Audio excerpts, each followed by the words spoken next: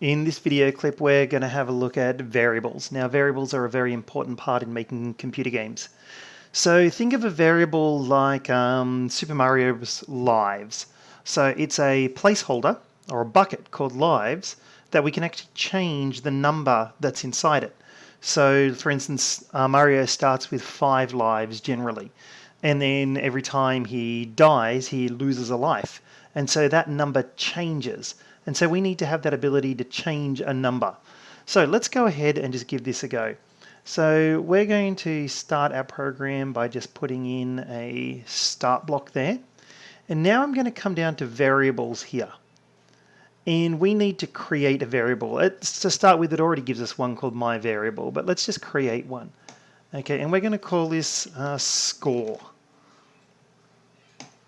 And now I've got a placeholder called score. At the beginning of my game, I'm going to set the score to 0. And now what I'm going to do is create another event. And I'll have it as when the spacebar is pressed. So spacebar is pressed. What do I want to do with score? I want to change my score by 1. And over here we can see the variable score, and I can toggle that on and off there. So I'll leave that on, and here we go. Let's give it a go, and then I press spacebar and we can see our score going up. Now what I need to do is, well, let's make something to bring it back down again. So I'm going to set another control. Events, not controls, event, and this time I'll set it to the letter A, and we're going to bring it back down. So we're going to go minus, but let's bring it down by 2 this time. So now when I press the letter A, oh, that's because it's my variable. We need to change it to score.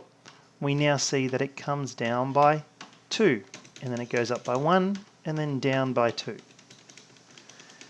Okay, so now we're getting this happening. So what can we do with variables? Well, we can do a lot with variables. The first thing I want to do is show you that we don't just have to treat the number by itself. We can use our standard mathematical operators here and actually do things with them.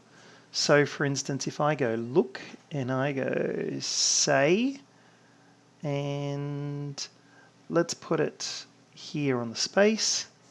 What do we want to say? I want to say put in a plus there, and I'm just going to go score plus score.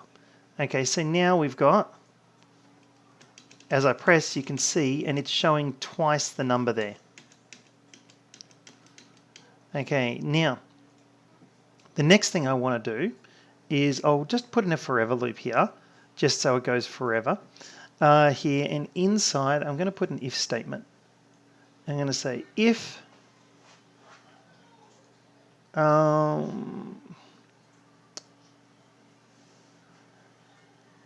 score